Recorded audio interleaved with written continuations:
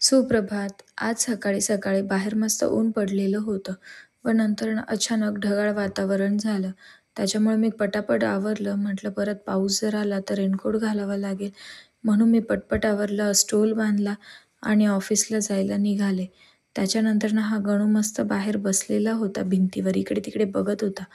ऑफिसवरून येताना मी फिश घेऊन आले. म्हटलं आज आपण फिशचे फ्राय दाखवूया सगळ्यांना. त्याच्यानंतरनं हे मी सुरमई घेऊन आलेली होती. त्याला मी अजून स्लाइसेस बारीक करायला लावत होती, पण त्याने जाड-जाड करून ठेवल्या होत्या. असो.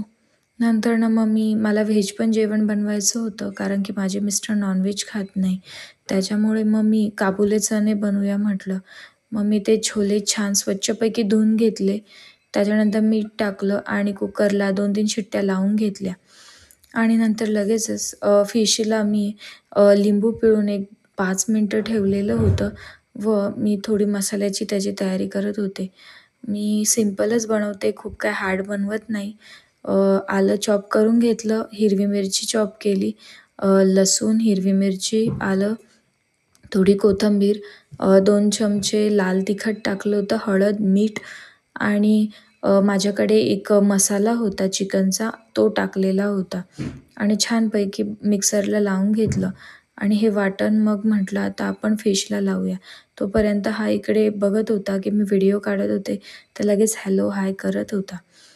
नंतरनं मग मी हे बारीक करून लगेचच मग फिशला लावून घेतलं.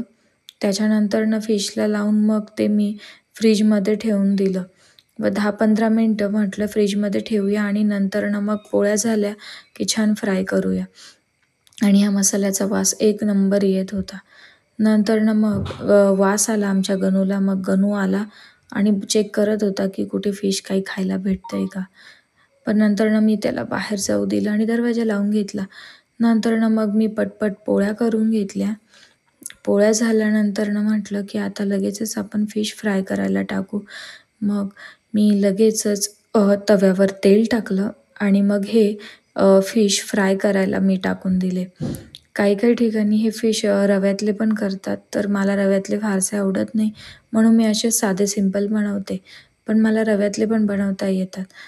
काही नाही, फक्त ह्याच मसाल्याला वरती बारीक रवा असेल तो कोरडा लावायचा असतो. त्या रव्यामध्ये लाल तिखट, मीठ वगैरे टाकायचं आणि छानपैकी त्याच्यात वरतून वगैरे मिक्स करायचं आणि मस्त फ्राय करायचे.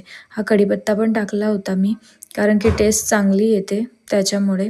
आणि मस्तपैकी हे कुरकुरीत छान फ्राय करून घेतले. त्याच्यानंतरनं मग मिस्टरांना भूक लागलेली होती. मग मी लगेचच पोळ्या, काबुली चण्यांची भाजी आणि भात लगेचच त्यांना जेवायला दिलं. नंतरनं आमच्या दोघांचे फिश पण फ्राय झालेले होते व नंतर आम्ही दोघांनी पण आमच्यासाठी हे वाढून घेतलं. नंतरनं मग तिघंही आम्ही जेवायला बसलो. आजसाठी एवढंच. Thank you so much for watching. Bye bye.